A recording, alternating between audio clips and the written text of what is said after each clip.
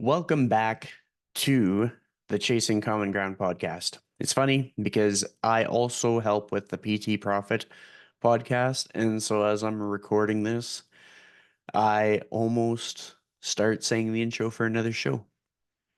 But to kind of get us on track with what we're talking about in this episode, today is going to be more of an educational episode talking about the need to place some urgency in physical activity.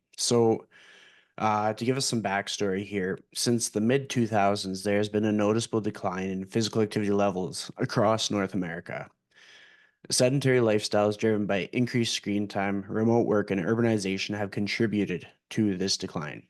And frankly, the rise in smartphones and streaming services and all the different things that draw us to our phone has led to more sedentary behavior, with people spending less time engaging in physical activities like walking, sports, and outdoor activities, and simply just holding their phone and staring at it.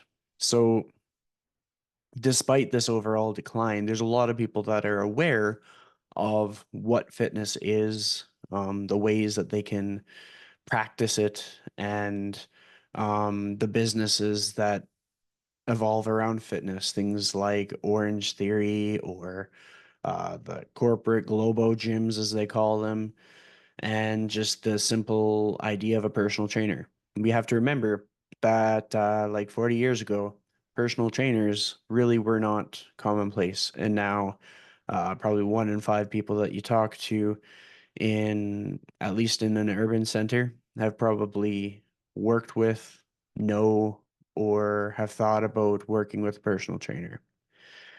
That in mind, that I do have to admit there is some inequality in activity levels, and just simply because of like environmental circumstances, socioeconomic status, lower income communities aren't always that safe for exercise. And if they are of a lower income level, it's not as easy for them to drop into different classes and stuff. And that is honestly why I advocate for walking first and foremost. A, because it's like requires the least amount of thinking to do. And then B, because it requires the least amount of investment to make it happen. Now, when it comes to solving the problem of, let's say, just a shady neighborhood for walking, some of the things that we could look at are starting to build community around your activity. So it's one thing to walk by yourself. That can be very scary and dangerous. But if you're walking in a group of 20 people, it's going to look a lot differently. And so whether it be like for some people, they might be part of a group based on like church or school. So whatever kind of community group that you have, if you can start to integrate physical activity into that, then it starts to remove the barrier of having to afford classes or having to be indoors to do that physical activity. If it is a geographical limitation where you live on the edge of a mountain and there's just simply no safe spaces to walk where it is not a fall risk, then I would consider just different modalities of being active. In some instances, lack of ability to walk could mean that there's an opportunity to do some swimming. In other instances, let's say you're in a very busy urban center and you're just in a rough neighborhood that's always under construction, there's nowhere to walk. That's where you can start to get creative. Some people, as they're just starting to get into fitness, an activity that they really like is Zumba. And the thing that I like about Zumba is, as far as I know with it, there really are no like rules. It's all kind of made up. You're going to probably find some people with their Zumba method and the special moves that you do. But from a general standpoint, you just have to move to the music. Whether you have rhythm, whether you have beat, doesn't matter. Just dance, dance to the music. So if you can't walk, but you can play some music or you can find a beat that's catchy, just dance. Now, that might not seem like the most helpful solution for everybody that's tuning in, But the thing is that ever since 2020 and everything that's associated with that, a lot of people's social circles have changed. A lot of people's work has changed, the structure of the work, the volume of work. Some people are working more. Some people got laid off and they can't find work again. Some people's work has changed to be all from home, which is in most cases incredible, except for the fact that we have to take into account the amount of steps that we take as we're going out to the vehicle or we're headed to the bus or we're walking across the property of the building where we work, whether it's walking across a field to get to the front door, walking through the hallways to get to your office, walking to grab your coffee, etc.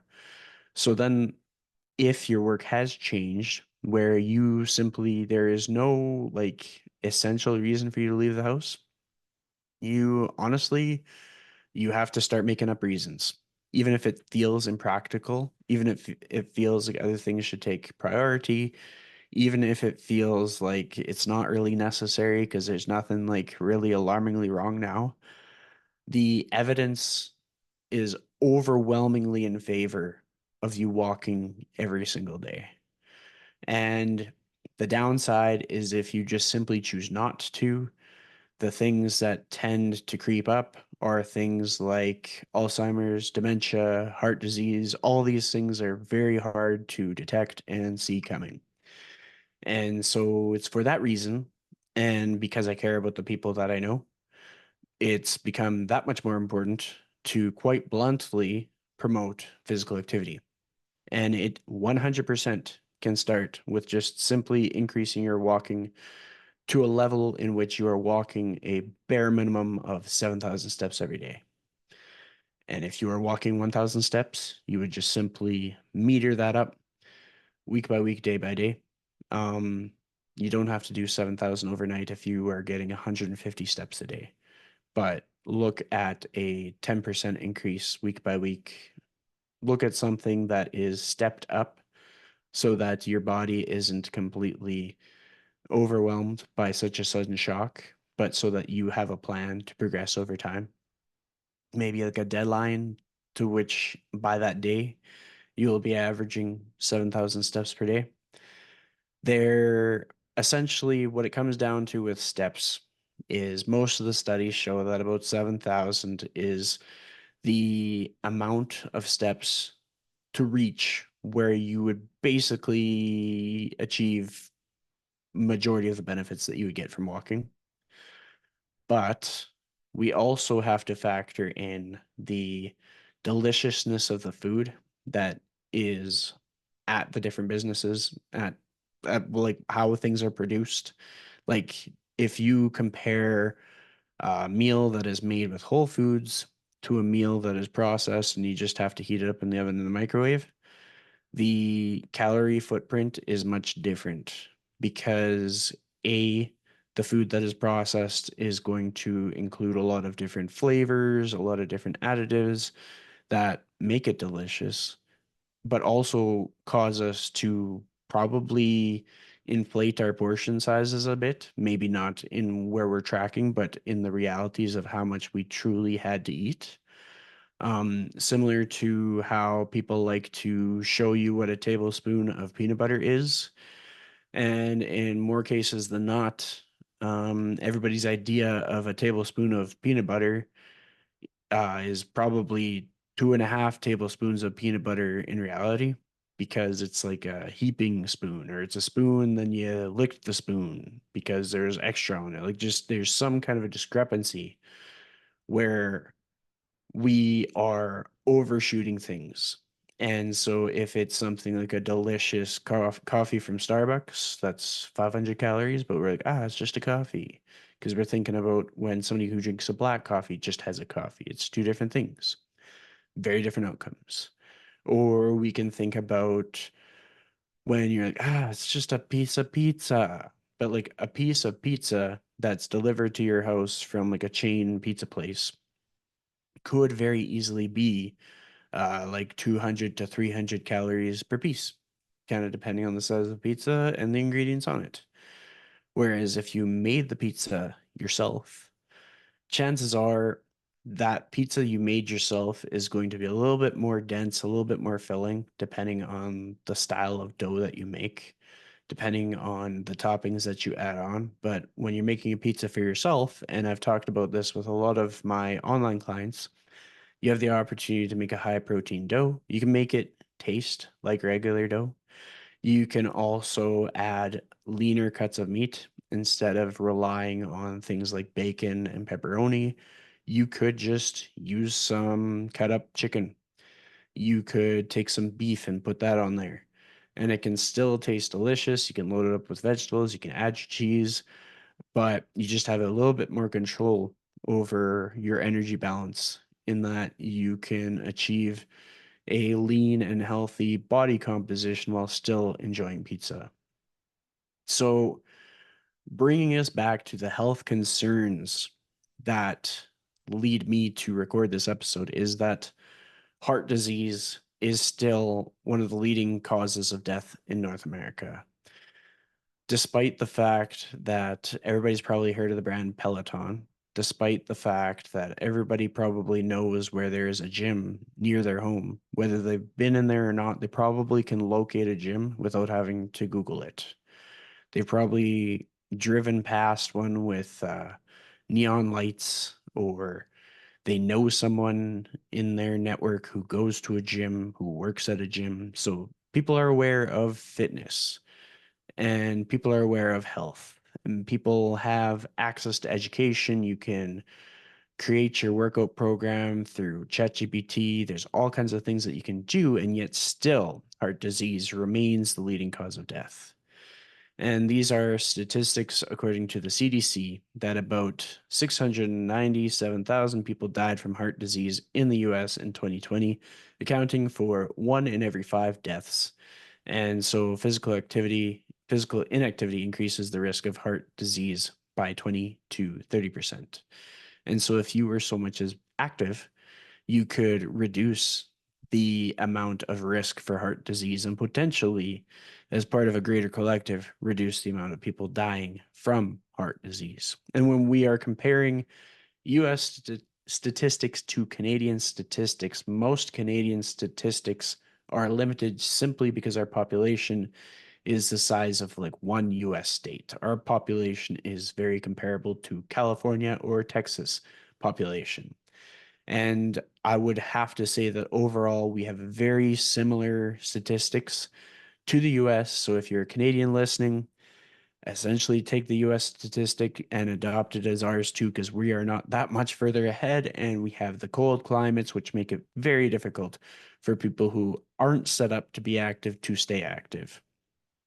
One of the other things that's a concern is the topics of depression and mental health. So, as many people have learned over the years, the more that you are on your phone looking at sadness and doom and gloom, being drawn into the controversy, the turmoil, the addictive TV shows where they leave you on a cliffhanger. Like, how many people have binge watched a Netflix series? I know I have. So factoring all of that stuff in causes us to be less active, more sedentary, more in our head, less social connection, and it poses a problem. It causes people to stop taking care of themselves. It causes people to avoid social interaction, to make excuses, to press forth with something that they don't enjoy simply because they feel like it's something that they are destined to have to do out of some weird responsibility to have to suffer for the rest of their life. An example being like if you're signed up for something that you didn't want to be signed up for, but you're just going through with it because you're like, well, I deserve this. I should have to do this. Like that could be stemming from a lot of sedentary behavior where you just start to lose your motivation, you start to lose that spark for life and that optimism of what's possible with the next few decades. Where I go to for inspiration oftentimes is by seeing older adults in the gym, people in their 70s, 80s, 90s, doing what they can do because anybody can fall prey to the darkness of mental health. Anybody can fall prey to the drawbacks of living a sedentary lifestyle, like not having as many abilities to do things, not being able to go up and down a ladder, struggling to go upstairs, being winded as you're carrying a couch. Nobody is immune to this stuff. And especially as you essentially pass the age of 30, it starts creeping on you faster and faster because there are less things in our life that naturally keep us active. When you were a kid, you got other kids that want to play. You've got school where they have recess, hopefully. You have sports that you play. You have more friendships as a child than you will ever have as an adult, with the odd exception. It's just when you look at friendship studies, friendships drop after the age of 30, and it's a combination of added responsibility to changing careers, to changing geographies, and just simply no longer having like an incubator to create and foster those friendships. We also have to look at diabetes because, I mean, diabetes, colon cancer, there's all kinds of stuff that can relate to a lack of balanced nutrition. If somebody is lacking in getting proper protein, which has resulted in them getting maybe too much processed foods, having too much sugar in their diet. I'm not anti-sugar by any means, by the way. It is just simply that everything needs to be in moderation, and the most nutrient dense foods we need to have at least the minimum standard of them. And so, if let's say you're listening to this or watching this and you are a 150-pound individual, if you were trying to figure out how much protein you should have, the guideline generally is about 80 to 100% of body weight, and it'll vary depending on person you're talking to in the context. But if you're looking to get stronger and change your body composition in favor of having a more lean, more defined appearance, more fit, more active looking, then you would be more better off to get 100% of that recommendation, meaning that if you're 150 pounds, you'd aim to get 150 grams of protein per day. What that could look like is you'd have maybe 3 meals a day that are composed of like 30 to 40 grams of protein in each meal. And then the remainder amount of protein you would consume in maybe a snack, whether that be between meals or at the end of the day as you wind down. Maybe you're having some Greek yogurt and some almonds and some fruit with some honey drizzled on top. Something pleasant, something that's enjoyable. You don't have to hate your life while being on track. A situation where you might not want or need as much protein is if you reach a point where you are satiated, you don't want any more food, and you've gotten at least like 70% of your protein target. Let's say in this scenario, you're 150 pounds and you got 100 grams of protein in the day. You're probably still going to experience all the benefits that protein can give you, especially that feeling of fullness, the increase of energy level, the better recovery and muscle building aspects of having more protein. Protein also helps with your immune system and whether indirectly or directly contributes to a better mental health. Because if not because it keeps you more active, it could simply be because your body is functioning better. You're better absorbing nutrients. You're probably sleeping better. You're probably going to end up one way or another being better hydrated because some instances will have food that leads to us really not moving much, and we also don't drink much fluids. Whereas other food could lead to us feeling a bit more thirsty and getting the adequate amount of water that's needed. Because if you track the amount of water that you're drinking per day, you might be falling short. Some people they'll have coffee in the morning and then they'll have alcohol in the evening, and that's their liquids for the day, and they hadn't had a full bottle of water at any point in the entire day. And that's where you want to be mindful of the risk of things like, well, all kinds of stuff, but kidney stones for one. Being hydrated helps you in many, many, many ways. And so, with that said, the easiest time to intervene with these things is now. So, there's no sense to wait until like you have more time, because time is kind of one of those fluid things where the goalposts always move. I could say I'm going to wait to change careers. Like I could have said I was going to wait to change careers until life settled down, but I don't think life ever settles down. We adapt to things, we adjust to things. I could say I'm going to do something when I'm totally ready, but what is ready?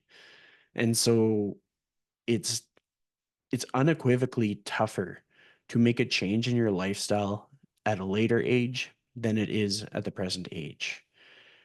And so even if it was just a matter of locking in those 7,000 steps per day, that'd be a great start. From there, you could layer in some strength training. Strength training can quite easily start with bodyweight movements, and then you can start to look for resistance in any form or fashion. Like I have had people just using their reusable water jug that you get for bottled water for a water cooler, because I think those are 30 to 40 pounds, and you just use that. Use that for a goblet squat. Just hug the water bottle and squat with that. Even just regular size water bottles, like 750 milliliter, 1 liter water bottles, you could use those as dumbbells.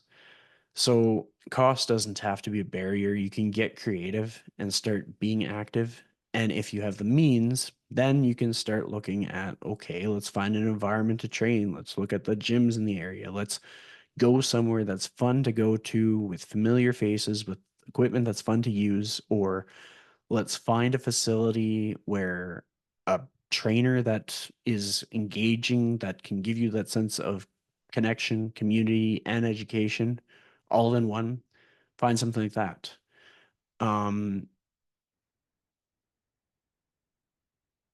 so there's definitely lots of options. But with that said, it looks like my camera battery is going to die. So I'm going to leave you on a cliffhanger. Essentially, you are going to find ways to be more active, and then you're going to tell me about it. So whether you follow me on social media at Christian Little, or you can email me, chris@invigoratetraining.com. Report to me if you are someone who was less active and how you became more active, or tell me what you're up to. But thanks for listening, and we'll catch you on the next one.